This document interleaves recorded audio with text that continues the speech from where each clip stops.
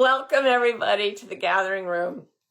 As I record this, it is mid-April in Pennsylvania, a time when I expect full green leaves in the forest. We've been waiting through the season of the sticks. And I look out the window every morning and I say to the tiny buds, I see buds on each leaf of these mighty trees. They'll come out any minute now. And it just feels like they're not. We have a friend from South Africa who just arrived today, and she's like, why is nothing green yet? And I'm like, I don't know. I thought it would be, but this is why T.S. Eliot said, and he was living in New England at the time, April is the cruelest month. So April is being cruel to me to the point, and I know this is stupid, but I've got a lot in my life that is up in the air. The one thing I feel like I can rely on is the circle of the sun of the earth around the sun, and the way it spins on its axis, and that at least daylight will get predictably longer going into summer wherever we are, and winter will get predictably shorter days, and that will affect the plants, and that is something I can rely on. This is how desperate I am to absolutely be certain of something in the future, which I know is ridiculous. Every day I go into a state where I don't have to be waiting for anything because presence is all there ever is. And I know that's where I'm safe, and I know that's where good things happen, and I know to go back to it. But here's the thing. Hoping that the leaves turn green, hoping that something good happens for you, hoping that you'll have the love you want or the money you need or the safety you long for, hoping for bigger things for yourself. These are not folly. This is part of the uniquely human capacity to imagine. And it's made us such a destructive species. But here's the thing. When you're hoping, and there's no proof that what you hope for will ever come, there is a temptation to do a spiritual bypass where you just say, well, I'm in the present moment. I don't care what comes. We were designed to care about what comes. There is no human group in the world, I believe, I do not have evidence of this, but I firmly believe that there's not a human group in the world where people don't hope for wonderful things to happen. And this, I think, is part of the act of creating a different future. Hope is not just an idle longing for more. It's not greed. It's not a lack of wisdom. It's not foolishness. It's something in us feeling into the probabilities that have not yet become physical and choosing what we contribute to with our energy. So if you have absolute presence with no moving, no hope of anything different, I believe, if that's your path, fine. But I believe that most of us are not meant to live in that way, that it would be squandering the capability that we have to be human and physical consciousness that has taken physical form and is living in the line of time, which to consciousness itself is not the same as it is for us. There's not that sense of something is inevitably going to happen and different things could come to pass and I really want certain things. We have to be in a physical being in a line of time to have the capacity to hope. And if we stop ourselves from hoping, we cut ourselves off from the creativity that is meant to build what comes next.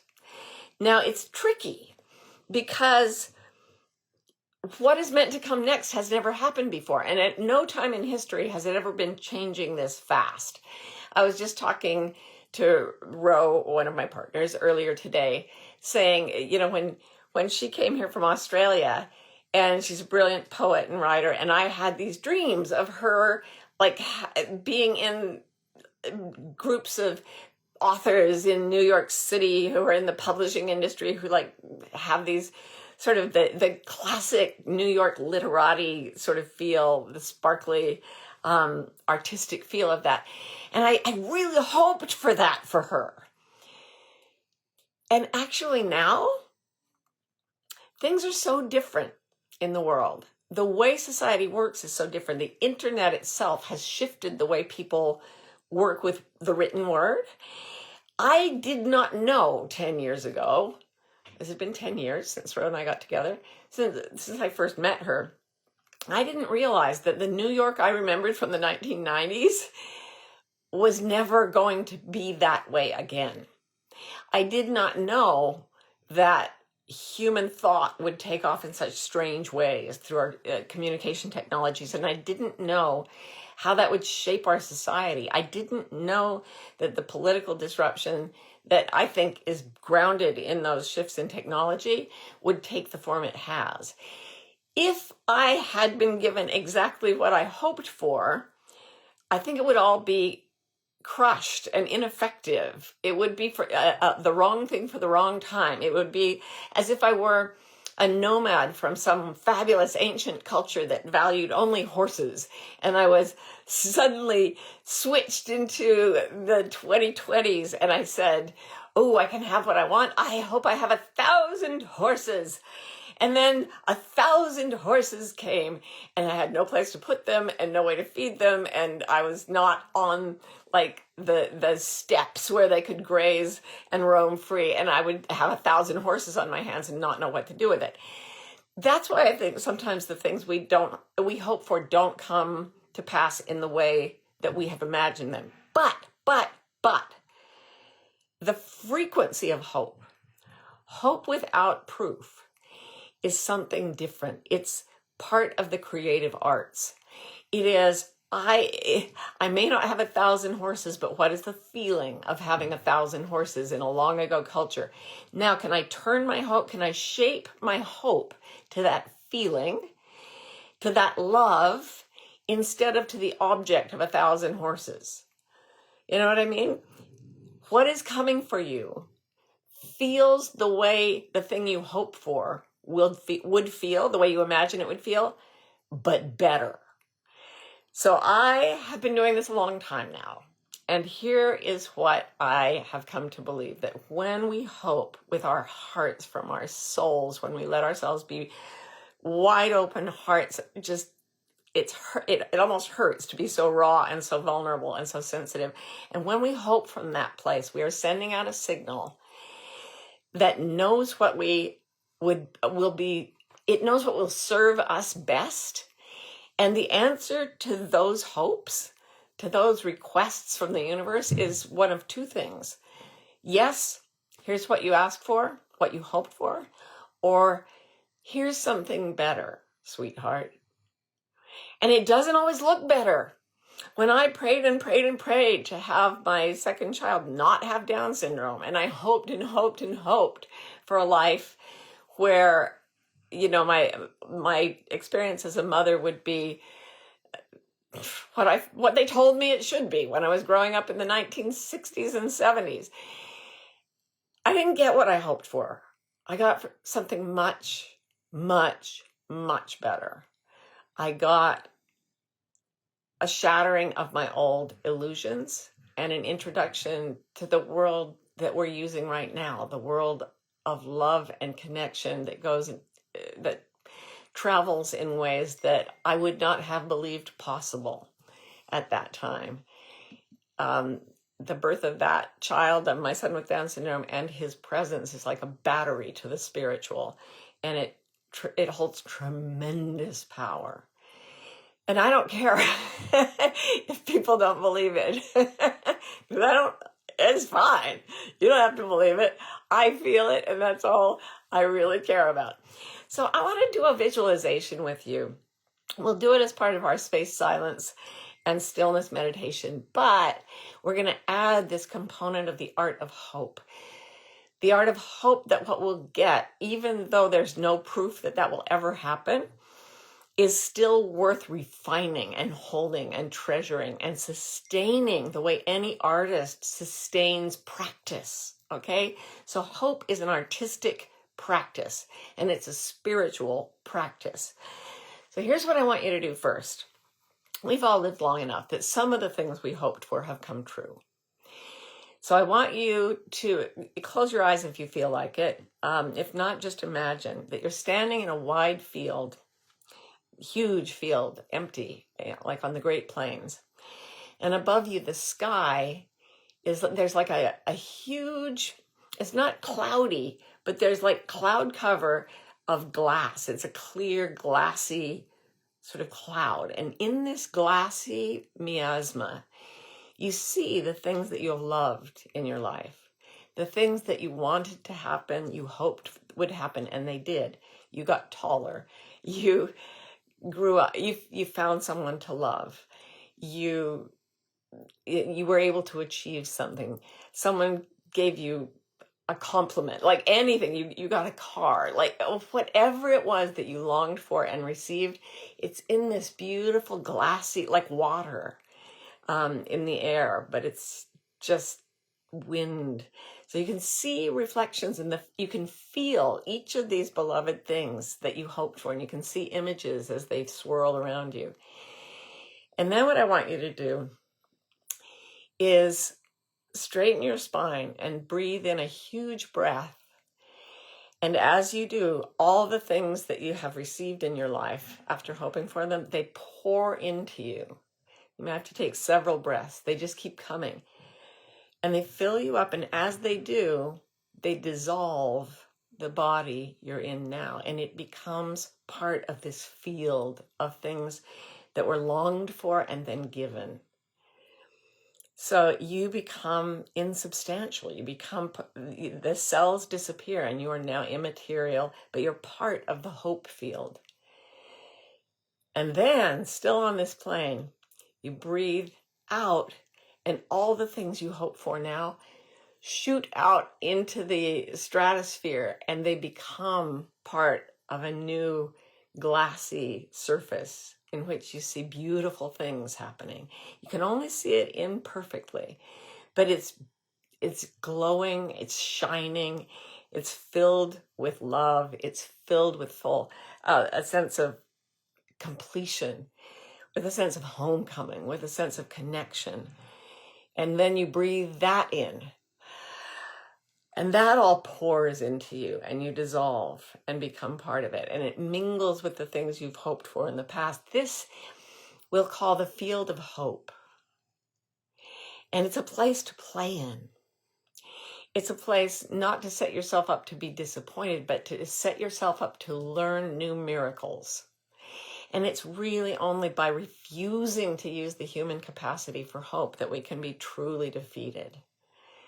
So yes, it's a little heartbreaking for me, stupidly, to look out my window and there are no leaves on the trees. And they're going to be there in 2 weeks. But part of me is afraid they won't be. And then I drop back into the field of hope, and I remember all the times the leaves have come and all the times that other things have come. And now we're going to drop away from the physical completely, even glassy miasmas, and we're going to move into the absolute, which is the stuff we're made of, which is not atoms. It is who we essentially are. And we're going to start that by saying, can I imagine the distance between my eyes? Can I shift my attention away from the matter in my atoms to the space inside those atoms? Can I imagine the space inside the matter between my eyes?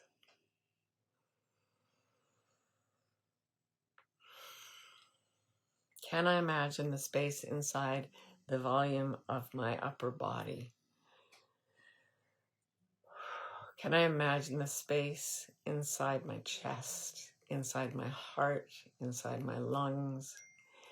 Can I imagine the space going down and down and down into my legs and my feet, and then down into the earth beneath me, through the core of the earth, through the space in which the matter that is the core of the earth occurs, and all the way out to the surface, to feel every other person here. Can I imagine the stillness that holds us all in this very moment. Can I hear the silence of that space and stillness, full of love, full of eagerness, full of the absolute delight of a consciousness that knows that it is responding to the hope of human beings and that it loves us far beyond what our small imaginations can picture and what our small human hearts can hold. But we can hope. We can hope for it. And it will be here. And it is here. All right. So, thank you for that. That always feels amazing. And now I would like to invite any questions.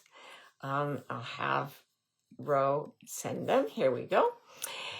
Question, how does this interact with the Tao, the ladder of hope and fear, which says hope is as hollow as fear. Whether you go up the ladder or down, your position is unsteady.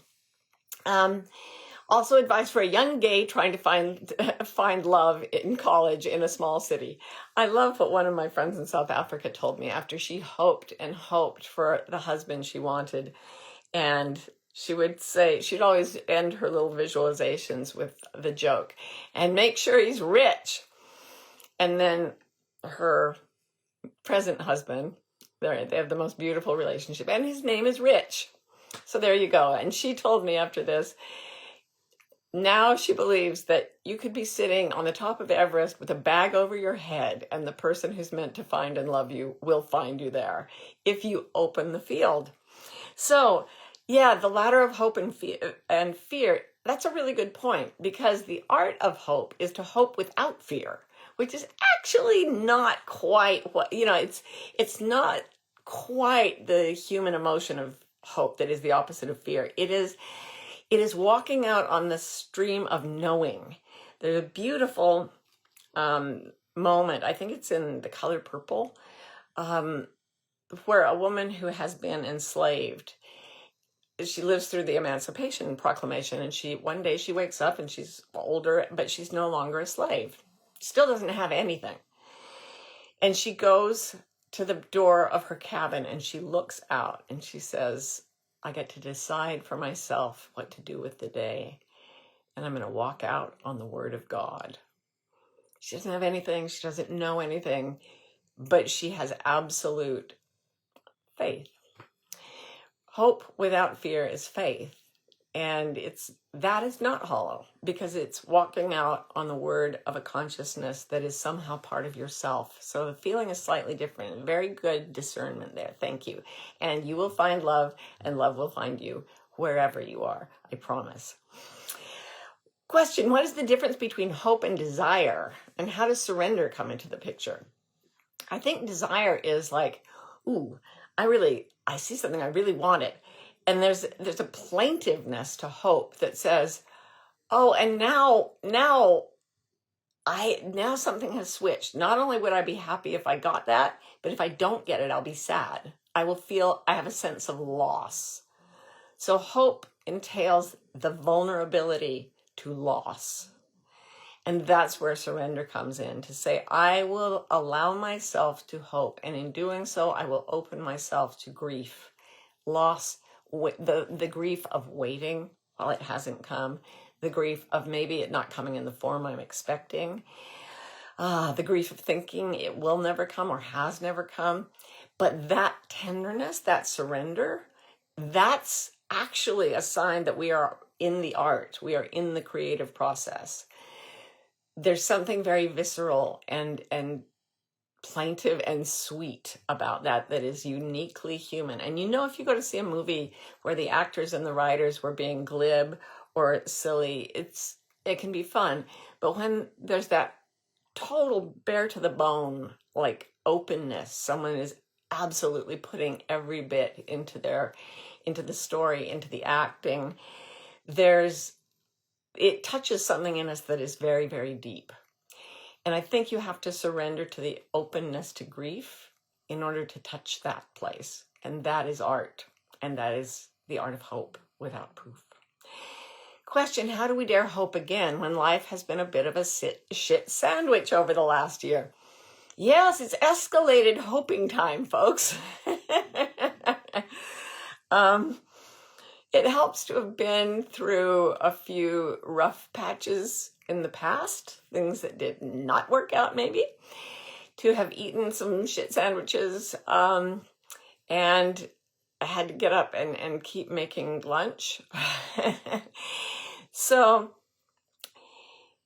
we all know in the end, we get off this bus, right? We're all, none of us is immortal. We're all going to, head on to the next version of reality within the next, as Eckhart Tolle says, 5 years, 50 years, whatever. It's still a very short time. And in the meantime, it's going to be, as Winston Churchill described history, one damn thing after another. We are living in a shit sandwich factory, and it doesn't matter where we are in the world and what's happening in the country we're living in or to the globe in general. Here's the thing, though.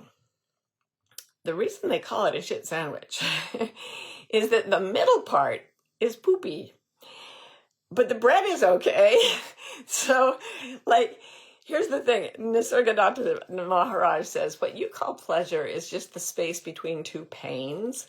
So life is going to go up, down, up, down, up, down. And there will always be, you can sort of look at the up periods and say, oh, that's delicious bread. Or you can look at the down periods and say, it's always this crap every time. But it's a little bit like standing aside from the ladder of hope and fear onto the steadiness of hope and love. Hope and belief, hope, and that inhale. When you first inhaled the image of everything you hoped for that came true, if you had the feeling of warmth, if you had that, all of that came surrounded by a lot of failed hopes and a lot of pain and a lot of grief and a lot of loss. But when you focus on what you created, it doesn't matter how many times you played a piece badly to get to the place where you once played it perfectly. The art of hope is to bring things into realization, into realization. The fact that you can do that is a miracle. And no artist ever does a perfect piece of art without messing up first, without making lots of things that did not go right. So yeah, it's really intensely crappy for many of us, much of the time, and it does seem to be getting even worse for a lot of us. And that is a goad to our hope. It says, do you dare become an artist of hope? Will you go into bitter resignation and shut down your capacity to dream? Or will you say, an artist works more brilliantly because of the impasse? If you want to read my last book, I do a whole thing on how the creative brain needs an impasse to make a leap forward. So you could say that what we're being given is something that tastes bad enough, in terms of what's actually happening in the world, for us to go in and crank up our magic and say, we will take what looks like an impasse and we will turn our art upon it, and we will turn it into a leap forward for ourselves, for our loved ones, for the world, for other species, for all sentient beings. Yeah, that's the game. That is the game. Question, how can we get in touch with what we truly hope for? Now, this is so interesting. My beloved Carrie Koo, has trouble identifying a hope, and I think it's because she's very tender in her heart and is very afraid of that vulnerability. So notice where you're afraid to let in the knowledge that you want something, and be very, very, very gentle and kind with that part of you. The only reason you don't know what you hope for is that you're afraid. So hold the fear and just play with the idea that even while you're holding fear in one arm, like a mother with a baby on her hip, you can still cook up some hope with the other hand, and you can still be tender and gentle to this, to the way your hope arises, and hold it in presence as it makes itself known to you. And it'll be very timid at first. And then just give it be very careful. Give it lots of little addict boy, addict girl, addict person love taps and let it get stronger. Be gentle. It is sacred. All right. Question. I have so much hope for my future, but I feel trapped by my circumstances. How do I overcome cultural expectations when there's a marriage, a family, and young children involved? So many moving parts. Yeah, been there, done that, sweetheart. And I repeat, you can either shut down the hope factory and give up your birthright as a human, as an inhuman spirit having a human experience that wants to create something beautiful. You can shut down the hope, or you can say with great humility, there is a way my hope can be realized, and I will love myself, my children, and everyone else involved through this whole thing, even if we go into a storm. And if a storm is what it takes for what we all hope for to be true, because in the end, we all hope for one another's best outcome. We all hope for one another's lives to be good. I don't think you'd be listening to this or watching it if you didn't feel that way. And sometimes that looks like a storm. But sometimes you go through the storm to get to the thing you hope for. In fact, storms are very creative. So I know where you're coming from. I feel you. And I still think you should hope. How do you hope and still maintain detachment? I can stay open to dance with the universe. How do you juggle between hope and attachment to your own plans? Well, this is where you do return to the present moment. When you're tired and exhausted and your whole soul is sore with longing, you come back to the present moment and you say, well, I'm going to have this delicious cup of tea or a cookie and some milk, and I'm going to laugh at a stupid show on TV, and I'm going to be present and rest from the hope. It's hard work, the art of hope. So come back to rest in the present. Couple more. Question. I was on the phone with a friend who was losing her hope of finding a new job and desperately worried of her economic situation. If she's watching this, what would you say to her to stay hopeful? Oh, don't do it alone, my honey. Do it in community. Hope with the rest of us. There are so many people being upended right now, and we can do this together. And humans are meant to be cooperative. We are meant to create what we hope for in community. Please, please, please reach out to other people and tell them, I'm glad you were on the phone. Keep phoning. This is what our whole Wilder community is about, is like connecting and staying hopeful at this astonishingly dreadful time. How do we hope and stay present? Simple. You did that thing where you put your hopes out there in the miasma. Come back, be present in the body. There's the hope. There's the body. Breathe it in. They are one. You are present and you hope. Last question. How do you tweak your hope to adapt to changing situations, as in your example of the New York publishing industry? Do you keep specific hopes vague and focus on feeling states? I think you just dive in, just go straight into it with everything you've got. Hope for particulars, hope for specifics, hope for generalities, hope for it all. Make a list of 1,000 things you hope for. Nothing is too small to be part of your art, and nothing is too big to hope for. So yeah, do the whole scatter array. That's what we've been given the ability to do, to go wild into the imagination and think of the whole universe and hope for things on that scale, and then to come right back down and just hope for that the damn leaves come out on the trees in Pennsylvania in the next week. That tree, that branch, that leaf, I want that leaf out. That is, and then laugh at yourself, because we are funny bunnies. But we are also magical, and our hopes create the futures we're going to have, just as they've helped create our pasts. And before I go, I want to say that I hope some of you are interested in and willing to take some time and throw yourself into the Pure Wild Self Retreats that Ro and I are running in Costa Rica come next winter, because we need to be out of the season of the sticks and into the jungle of Costa Rica a little bit every winter.